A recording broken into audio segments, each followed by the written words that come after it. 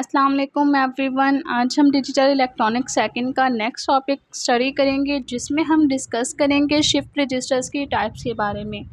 Shift registers actually 6 types के होते हैं। Serial input, serial output shift registers, serial input parallel output shift register, parallel input parallel output shift registers and parallel input serial output shift registers. इसके अलावा 2 और shift registers होते हैं, bidirectional shift registers and universal shift registers. तो आज हम discuss करेंगे serial input serial output shift registers जो है वो कैसे वर्क करते हैं, उनकी सर्किट डायग्राम कैसे ड्रॉ की जा सकती है, उनकी टाइमिंग डायग्राम हमें कैसे रिप्रेजेंट कर सकते हैं।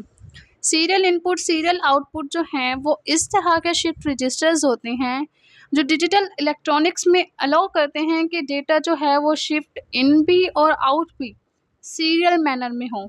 इससे क्या मुराद है कि मीन जो भी हम इनपुट सर्किट्स को प्रोवाइड कर रहे हैं वो भी हम सीरियल मैनर्स में देंगे, यानी सीरियल इनपुट देंगे, और आउटपुट जो हमें मिलेगी वो भी सीरियल ही आउटपुट मिलेगी। हमें पता है कि रजिस्टर्स जो हैं वो फ्लिप फ्लॉप से मिलकर बनते हैं। यहाँ पर जो फ्लिप फ्लॉप्स जो हैं उनकी जो चेन है उन्हें कनेक्टेड किया जाता है सीरीज़ मैनर्स में। सीरीज़ मैनर से क्या मुराद है, यानी सीरियली हम उन्हें इनपुट प्रोवाइड करें और वो हमें सीरियल ही आउटपुट प्रोवाइड कर रहे हैं। इसकी सर्किट डायग्राम कुछ इस तरह से है। यहाँ पर हमने 4 फ्लिप फ्लॉप्स को यूज़ किया है और डी फ्लिप फ्लॉप को हम यूज़ करते हैं, जिसके बारे में प्रीवियस लेक्चर्स में बता चुकी हूँ। डी फ्लिप फ्लॉप इसलिए यूज़ किया जाता है कि जहाँ हम जो भी इनपुट से प्रोवाइड कर रहे हैं वो हमें वही आउटपुट प्रोवाइड करके देगा। तो हमने यहाँ पर क्या किया है, 4 फ्लिप फ्लॉप्स को यूज़ किया है और इन सबको किस तरह कनेक्ट किया गया है, सीरीज़ में, यानी सीरियल इनपुट दे सकें हम इसे, और आउटपुट हमें किस में मिल रही है, सीरियल आउटपुट मिल रही है। और यहाँ पर हमने क्लॉक पल्स यूज़ किए हैं, सिंक्रोनस क्लॉक पल्स। सिंक्रोनस से मुराद है कि यानी एट अ टाइम ही हमने सब फ्लिप फ्लॉप्स को एक्टिव करना है। हम ये नहीं चाह रहे कि एक फ्लिप फ्लॉप जो है वो एक्टिव हो जाए और बाकी फ्लिप फ्लॉप जो हैं वो डीएक्टिव रहें। हमने सारे फ्लिप फ्लॉप्स के साथ क्लॉक पल्स को अटैच कर दिया है ताकि एट अ टाइम ही सारे फ्लिप फ्लॉप जो हों वो एक्टिव हो जाएं। अब अगर हम इस पर स्टोर कराना चाहते हैं 1111 बिट को, तो उसमें क्या करेंगे, हम सबसे पहले फर्स्ट बिट को उठाएंगे। फर्स्ट बिट को कहाँ पर इनपुट में देंगे, D3 इनपुट पर देंगे। तो हमें पता है कि D3 की जो इनपुट होगी वो ऐसा आउटपुट वर्क करेगी Q3 के लिए, तो यहाँ पर क्या आ जाएगा, 1 आ जाएगा। और D2 के पास कोई भी इनपुट अभी तक नहीं है, तो D2 जो है 0, D1 0 एंड D0 भी 0 होगा। फिर जैसे ही हम सेकंड बिट उठाएंगे, हम यहाँ की बात करें, फिर हम जैसे ही इस सेकंड बिट को उठाएंगे तो क्या होगा, सेकंड बिट को उठाने के साथ क्या होगा कि मीन यहाँ पर जो इनपुट थी वो अब यहाँ पर आ गई है Q3 पर। हमने एक और इनपुट यहाँ पर दे दिया है D3 पर। जो Q3 पर हमें पहले आउटपुट मिली थी 1, वो एज अ इनपुट वर्क करेगी D2 के लिए, और D2 के लिए अगर वो इनपुट वर्क कर रही है 1, तो ये हमें आउटपुट क्या देगा, 1, यानी यहाँ पर क्या आ गई है, 1। और अभी जो हमने इनपुट लोड कराई है तो वो भी हमें आउटपुट क्या देगी, 1 देगी। तो यहाँ पर भी 1 आ गया और यहाँ पर भी 1। अभी D1 और D0 जो हैं वो हमें 0 आउटपुट प्रोवाइड कर रहे हैं। जैसे ही हम थर्ड बिट को लोड कराएंगे तो यहाँ पर जो इनपुट थी, जो यहाँ पर आउटपुट मिल रही थी हमें, वो एज अ इनपुट वर्क करेगी D1 के लिए, और जो यहाँ पर आउटपुट वर्क कर रही थी वो एज अ इनपुट वर्क करेगी D2 के लिए। तो उस सूरत में क्या होगा, D1 हमें 1 देगा, D2 भी हमें 1 देगा, और D3 पर जो हमने अब लोड कराई है 1, वो भी हमें क्या देगा, 1 देगा, और D0 पर हमें क्या मिलेगा, 0। अभी तक इसके पास कोई भी इनपुट नहीं आई।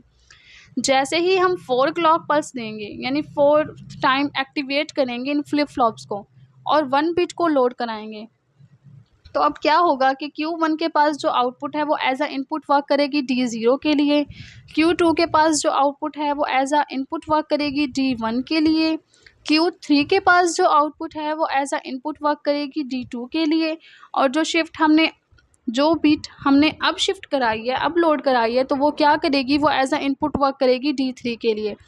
तो इस सूरत में जो इनपुट्स इनके पास होंगी वही आउटपुट Q0, Q1, Q2 और Q3 में हमें मिलेंगी। और हम देख सकते हैं कि हमने इनपुट्स जो हैं वो सीरीज़ मैनर्स में प्रोवाइड किए हैं और उसी मैनर में हमें क्या मिल गई है, आउटपुट मिल गई है। इसी वजह से इस टाइप के शिफ्ट रजिस्टर्स को serial input serial output shift register कहा जाता है। इसकी ट्रुथ टेबल भी हम देख सकते हैं। यहाँ पर हमने क्या लिया है, ये Q3, Q2, Q1 और Q0 हमारे पास क्या हैं, आउटपुट हैं।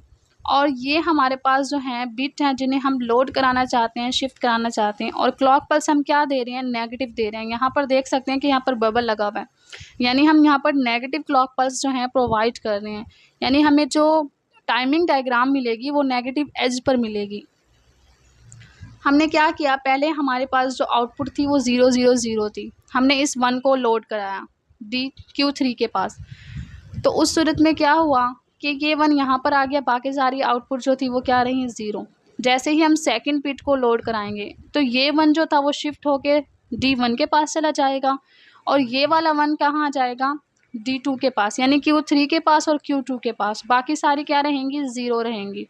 जैसे ही हम थर्ड क्लॉक पल्स पे थर्ड बीट को शिफ्ट कराएंगे तो ये वाला 1 जो था वो यहाँ पर शिफ्ट हो जाएगा और ये वाला 1 इसके पास शिफ्ट हो जाएगा और जो हमने अभी लोड कराया है वो वापस Q3 के पास आ जाएगा और Q0 क्या रहेगा, 0।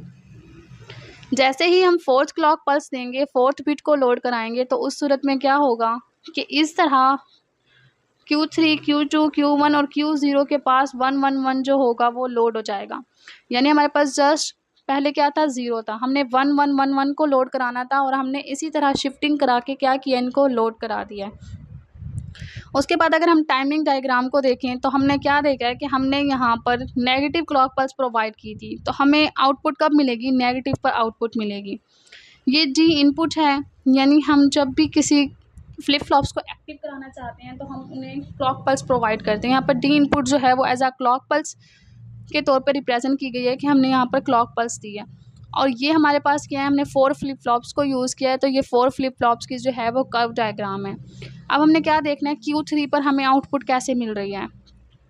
Q3 पर हमें क्या मिल रही है, 1 1 1 1 1 मिल रही है और किस पे मिल रही है, हमें नेगेटिव पर मिल रही है। तो हम फर्स्ट पे देखेंगे, यहाँ पर फर्स्ट नेगेटिव कहाँ से आ रहा है, यहाँ पर, यहाँ से लेकर हमें तब तक 1 1 1 मिल रही है जब तक हमारे पास फिफ्थ फ्लिप फ्लॉप की कर्व नहीं आ जाती। हमने 4 यूज़ किए हैं तो यहाँ पर 4 तक ही 1 1 1 1 आएगी। जैसे ही हम Q2 को देखें तो Q2 पर हमें आउटपुट क्या मिल रही है, 0 1 1 1, यानी पहले हमें क्या मिलेगी, 0। फर्स्ट फ्लिप फ्लॉप पे क्या मिलेगी, 0। उसके बाद सेकंड के नेगेटिव क्लॉक पल्स पे हमें 1 1 1 मिलना स्टार्ट हुई थी, तो ये हमने यहाँ पर इस तरह रिप्रेजेंट किया है।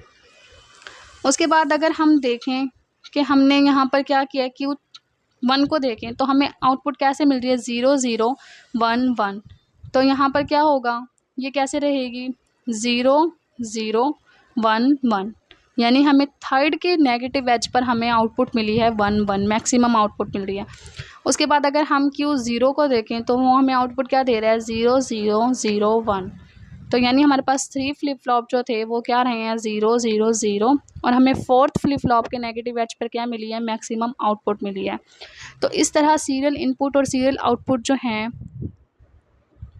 हमें टाइमिंग डायग्राम देते हैं। इसका जस्ट एक डिसएडवांटेज है कि ये बहुत ज़्यादा स्लोवर होते हैं, यानी ये बहुत ज़्यादा स्लोली डेटा को ट्रांसमिट करते हैं और इसकी मॉडिफिकेशन फॉर्म जो है वो सीरियल इनपुट पैरेलल आउटपुट है, जो डेटा को थोड़ा फास्टर प्रोवाइड करती है, फास्टर ट्रांसमिट करती है बनिस्बत सीरियल इनपुट सीरियल आउटपुट की।